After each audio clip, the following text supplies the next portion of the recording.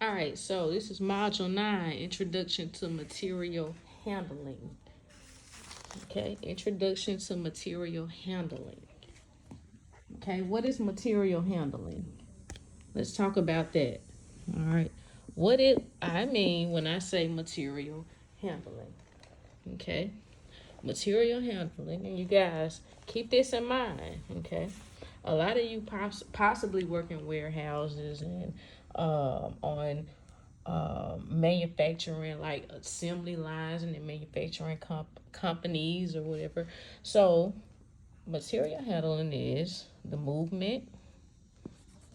Okay, it is the movement. uh I won't even write commas. I won't even do that. All right, movement, protection, storage, control of material.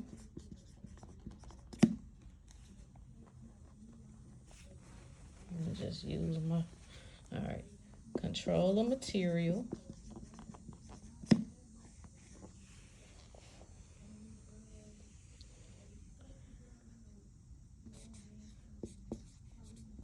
and products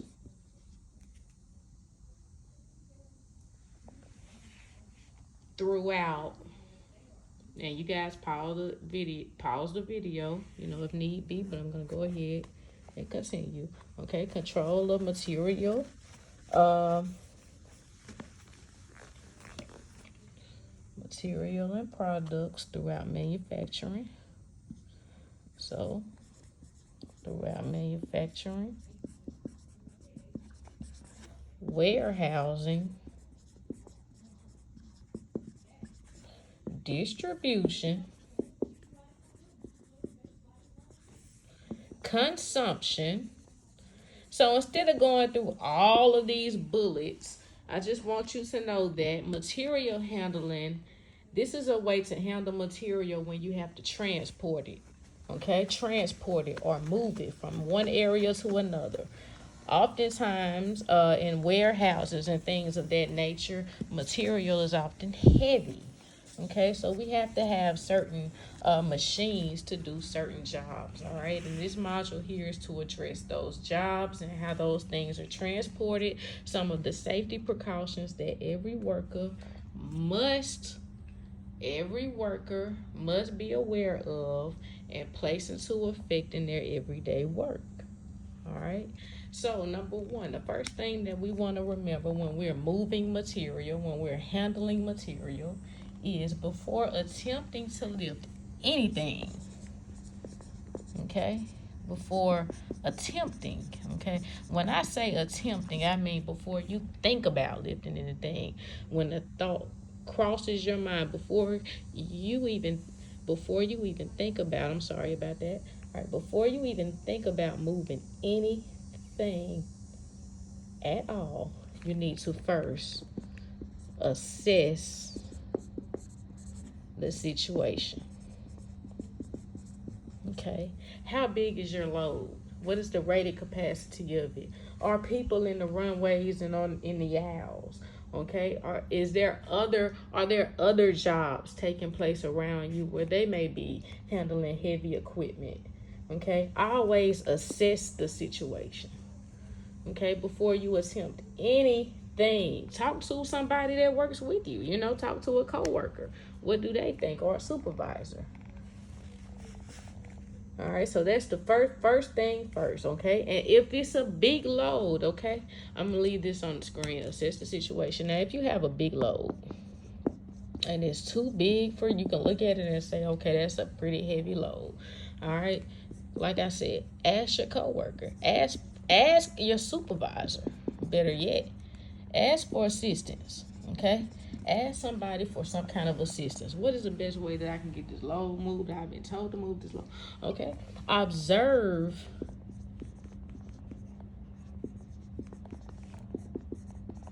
the load path.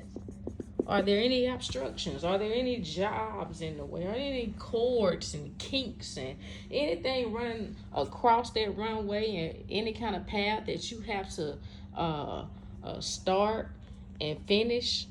Anything in the way, any obstruction? That's what they call it, obstruction. Okay, anything in the way you need to be aware of before you even start to think about moving the load. Okay. Make sure that there are no potential dangers. I just mentioned kinked cords. All right. I just mentioned kinked cords. So any potential dangers, and if you have any dangers on the load itself, such as nails that protrude or stick out of the load, anything that can be harmful to you, nails, wires, sharp edges, anything that could be harmful to you when you go to lift that load, you need to be aware of it. Okay, and that's all a part of assessing the situation. Okay, and remember, that's before you attempt to move that load or transport that load or handle that load. Okay, observe it. All right, if that load looks too big when they put it up, 9 times out of 10 it's going to be too big for you to take down. All right, so one thing to do when you're moving loads, always look at the label. Okay, why look at the label? Because the label is going to tell you the rated capacity, and we talked about rated capacity in one of the other modules. All right, it's going to tell you about the rated capacity, any potential hazards. What do I mean by potential hazards or dangers? What do I mean by that? Anything that can be harmful to you. Okay, say you have a load of gas cylinders, right? And you have to transport it. You have to be aware of that particular gas, how much that gas cylinder weighs, what you're capable of moving as far as your means of transportation goes. Okay, and also any potential hazards or dangers, any obstructions. Again, obstructions. Anything of that nature. And always read. This is a note I have to write on the board by itself. Let me turn this board so I can write it. Always read the mishandling instructions. This may be your lifesaver. Be aware, assess it. Okay, don't just assess what's going on around you. Look at the machine, look at the labels. Okay, always assess mishandling instructions. It may not save your life, or it may save your life and somebody else's. You always want to put safety first, and we cannot reiterate that and repeat that enough. You want to go to the job, and you want to be able to leave in the manner that you went. Safety first. All right, so what are the proper lifting techniques? What are the proper lifting techniques? What are the proper lifting techniques? Most people lift with their backs. That's not the correct way. Okay, I've seen people work out and flip those big tires, and they lift them with their backs, and they wonder why their backs are thrown out. All right, the proper lifting techniques. Number 1, determine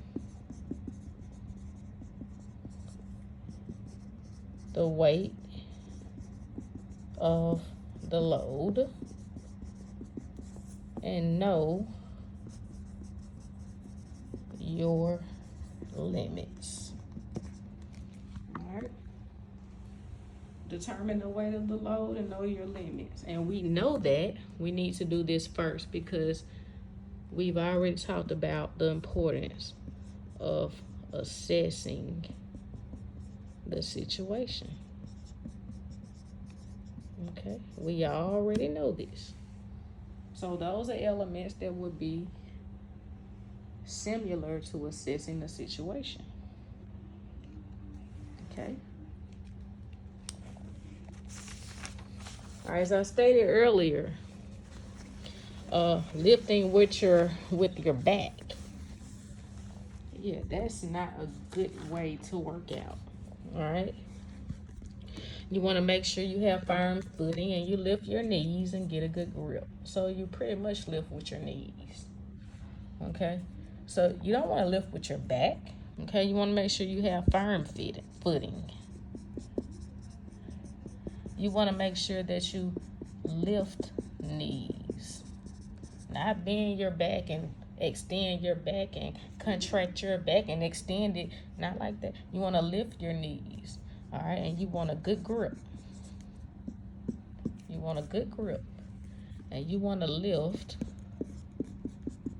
with your legs bent, back straight,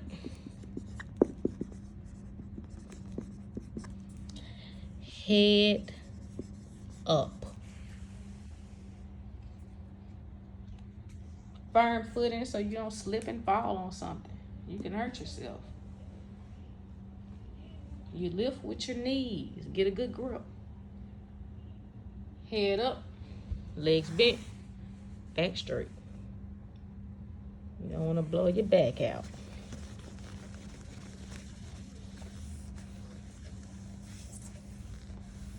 Always, when you assess the situation, and I'm going to keep on saying, assess the situation. Okay? Assess the situation. Assess the situation. Because that's the most important thing that you need to do when you're transporting these materials.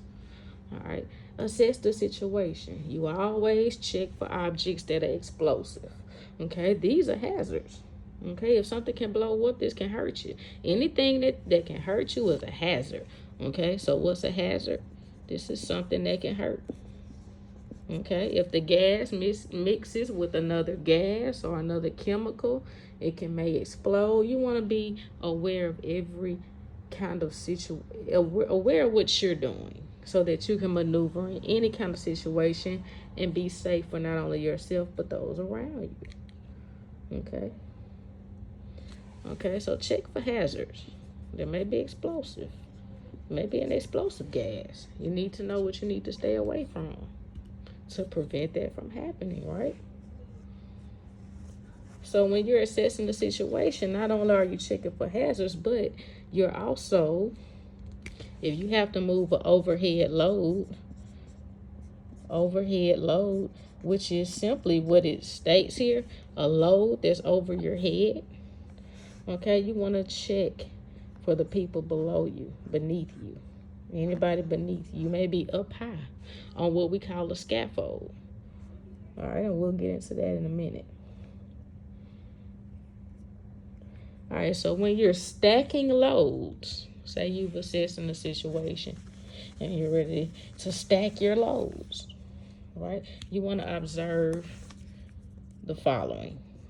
Okay, you want to check for the following, and there's more to be added. Okay, but you guys, I have to leave you the responsibility of the book. Go to the book, look at the figures, read the fine print, read the small print, read everything. I can't do everything for you. You have to help yourself. All right, so when you're stacking loads, you would want to observe. We've talked about obstruction, something that may be blocking an area. Okay, so you want to keep aisles or any kind of passageways clear. Okay, you want to keep stored materials away from moisture.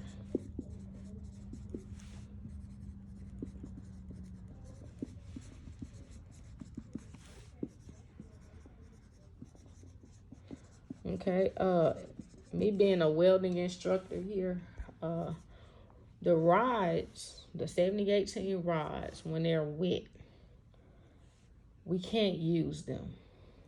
All right. And let me go more into why we want to keep this away from moisture. Why do we want to keep our material away from moisture?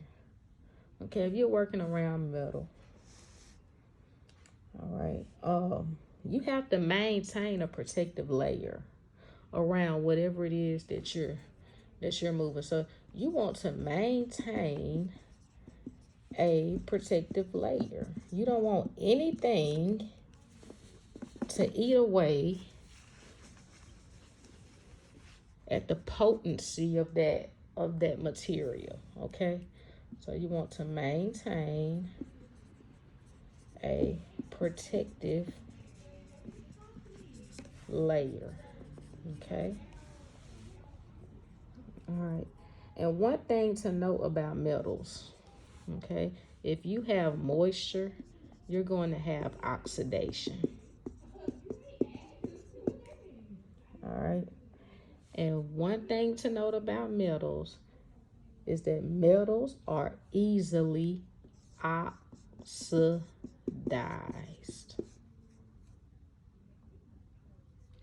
What does it mean to be oxidized? This means that oxygen causes electron loss. Okay, so when you have electron loss, you have pretty much lost the substance of your material. So this is why you will want to keep it away from moisture. All right, and there are more guidelines in the book, but I want you guys to understand why is it that we keep the material away from moisture. This is why. Okay. Also, some more things to do to keep in mind. Never stack cartons. Okay. Never stack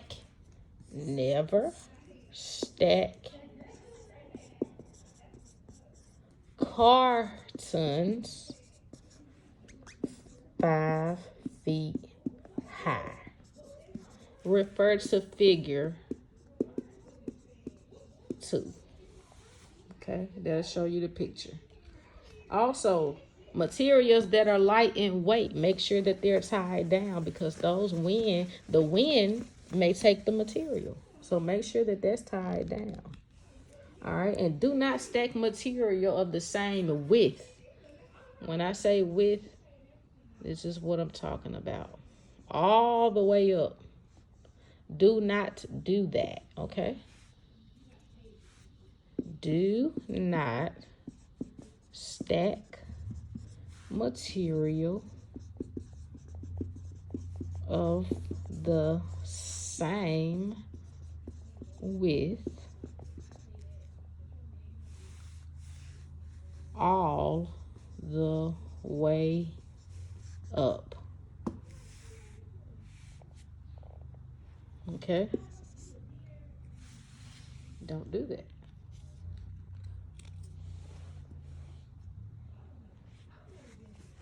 All right, I just gave you some of the ground rules. There are more. Look at all of them. Okay, look at all of them. Be aware of all of them. All right, now let's go to working from heights, because the chapter does discuss working from heights. Now, we noted earlier, and I said in one of my videos, that scaffold, well, not scaffolds, but core, okay, core, this is the class that you're enrolled in, all right? So core can be used in electrical and construction and pipe fitting and millwright. It can be used all across the industry. It's just a general foundation, you know, certifications that you may need in order to go into different areas, okay? This is your foundation. This is where you start, all right? So think of construction when we talk about scaffolds. Think of construction. I know you guys have seen those platforms. Some of them are wooden, some of them metal, Just all depends. But I know you guys see when they paint or do any kind of build, like when they build buildings, they're outside, and when they're generally up high, those platforms that they're standing on are scaffolds. Okay, those are scaffolds. Now, what are scaffolds? What are scaffolds?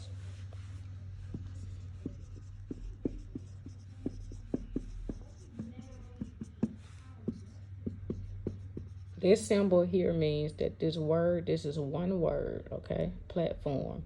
This symbol means that plat and form go together. This is one word. So a movable platform for workers.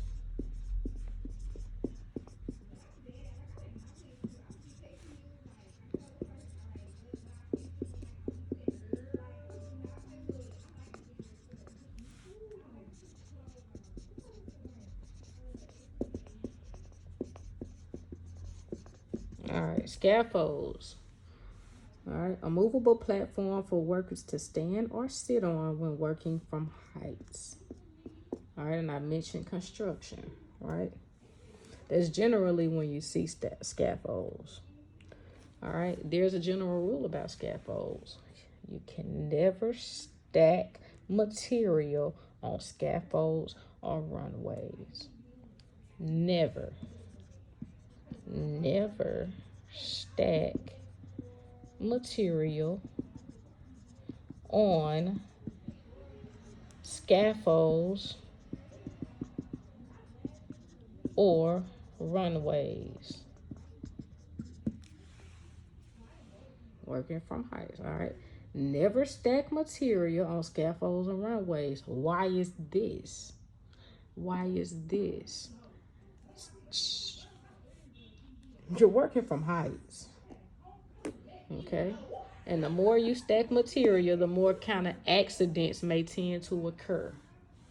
The more you may be putting your life on the line and someone else's. Okay, you have an increasing chance of accidents and incidents. All right, then you become a liability and not necessarily an asset. You would always want to be an asset to any company you work for. Right? Don't be a liability. Be an asset. So you would want to refrain from those things that may cause accidents and harm to others and yourself. All right, what do we use to secure ropes and lines to objects? We use knots. Okay, knots, or and or hitches. Okay, we use knots or hitches to secure objects to additional objects. Okay, some of the knots are permanent. Some of them are what the book calls woven. What does woven mean? It means to simply weave. Now let's go over the different parts of knots. The different terminology.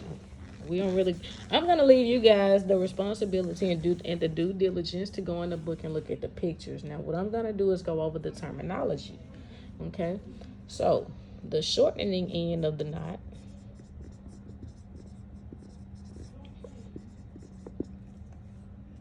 it's the end not being used.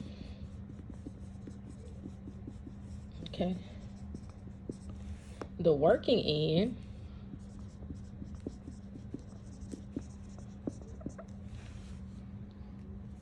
is also short, but it is the end being used. Of course, it's working, right? The standing point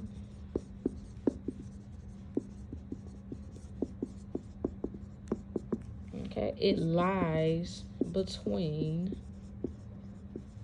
the working and short ends. Okay, those are the two that we just went over. One end is used, one end hangs, and the end that's directly in between the two is the standing point. Okay, so one of these, when you tie your knot, well, we'll go over it. Okay, we'll just go over it. But you will lie between the work. You guys will have to tie the clove hitch and the half hitch for performance profile, so we're not going to worry about that. But just make sure that you have the terminology. All right. And then what they mean when they say capsize, remember, this is the terminology for knots and hitches, okay? So to capsize means to rearrange the parts of the knot and change the form. Rearrange the parts of the knot and change the form. All right. Capsize. Now, motorized material handling can be powered by either gas or electricity. All right, and the only person that can operate a motorized material handling vehicle, okay, or any kind of material, as it relates to, like I said, motorized, you must be trained, you must be certified, you must be authorized, okay? You must have all of this training to operate that material. All right, we have a forklift outside. I guarantee you nobody can just go out there, crank it up, unless authorized, okay? Trained is different from being certified. Certified is different from being authorized, okay? You can be trained for something but not certified, right? You can be certified for something but not authorized.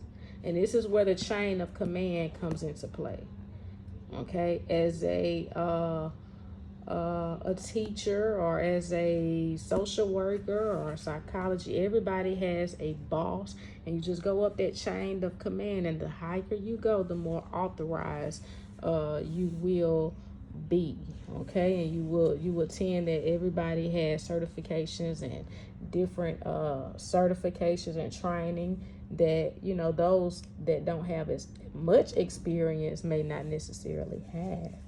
All right, so as we talked about earlier when we started, we want to do what with the situation? We want to assess the situation. All right, we want to be aware of any obstructions. Obstruction means to block anything that's in the way. Okay, people know the weight and know the capacity of whatever it is that we're moving. And how do what's one way that we can see that? Well, we can look on the label, as we stated earlier. We can look on the product. Okay, most metal will have, you know, its rated capacity on it, what it's capable of moving. All right, now what are some of the industrial vehicles that we use, right? So, as I stated, a forklift, right? An industrial forklift. All right, this is a vehicle that's power operated, and it has a prolonged platform that can be raised and lowered. All right, oftentimes we call this the fork. All right, so it'll have something here and then close by, and you can adjust these forks, okay? When you get but when you're operating a forklift, those forks can be adjusted, meaning they can spread. You can adjust how far they spread and how close they come together depending on how big your load is. All right, so this is a power operated platform. Okay, and you can raise these forks, right? We call these forks here. So you can raise these forks, you can lower them, you can tilt them backwards, tilt them forward, and they're used to transport heavy material. All right, heavy material, and you guys that'll be with us, you'll see us all the time on the forklifts transport material. All right.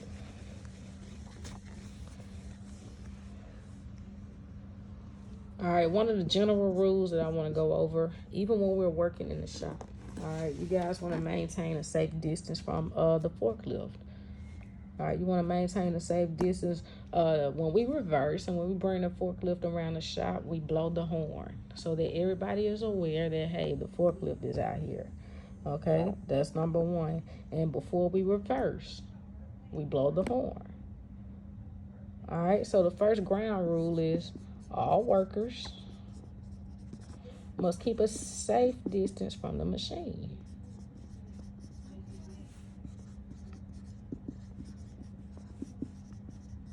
That's for safety purposes. Okay, now, as I stated earlier, if you need to pause it, pause it. All right. What are the different kind of zones when we're out moving material with the forklift? We have a work zone. All right, we have a fall zone.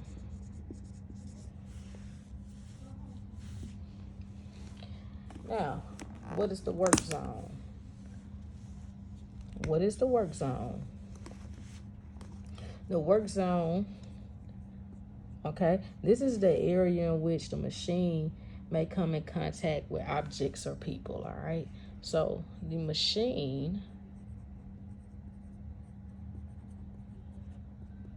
comes in contact with objects or people.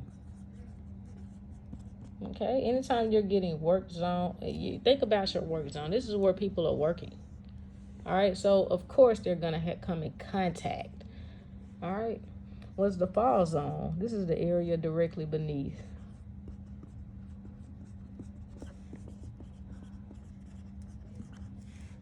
the load. All right, this is an area that the load can potentially fall on. All right, and before attempting to operate any forklift or before attempting to go into any kind of warehouse or company and do any kind of job, always make sure you have the proper PPE, you have the proper clothing on, you have the proper safety glasses, and just whatever it is that you need to protect yourself and others from harm. You have that proper PPE, and then when you fasten the seatbelt when you're on a forklift. All right, and the reason why you want to fasten the seatbelt, say the forklift tips over, right? Say it's defected or something happens. All right, you want to make sure that you're secured in there and you prevent yourself from becoming a liability. Okay, you don't want to be thrown under it. All right, you don't want to wear baggy clothes. Let me write that one. No baggy clothes. Why not baggy clothes? They can get all caught up in between the gears and things on the forklift, and it just go from there. All right. So for safety precaution. All right. How do we prevent tip over? How do we prevent tip over? This is what I'm saying. How do we keep tip over from happening? Well, if it's a load, and especially if it's a heavy load, carry the load low. All right. Carry the load low. That helps create and keep that balance.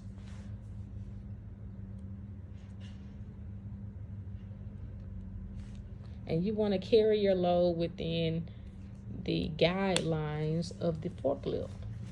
You don't want to put a load on it that's too heavy for it to try to carry in the first place. Okay, so follow the stability guidelines. follow the stability guidelines. Follow the stability guidelines. Okay, move carefully. When you assess the situation, look for any slopes. High areas, those are slopes. All right, look for anything when you assess the situation, okay? And you guys go back in the book and read on more ways to prevent danger when dealing with forklifts. We talked about in one module hand signals. And we said anybody within the eyesight of the crane operator. If you can see the crane operator, then you can give the crane operator a hand signal, okay? So if you are a worker and you can visually see the operator to prevent anything from happening, look, you can always give that crane operator the proper hand signal, okay? Because you can see them. They're within what we call eye contact. Okay? Eye contact. Who can give the crane operator hand signals? Anybody within the crane operator's distance. If the operator can see the signal, then that person can give them the signal. All right? If there's a misunderstanding between you and the crane operator, sit down, talk it over with them. You guys get on one accord, talk about it. And if you guys have any questions, you are free to email me at Warner C2. All right, at my BRCC. That will conclude Module 9, Introduction to Material Handling. Have a good evening.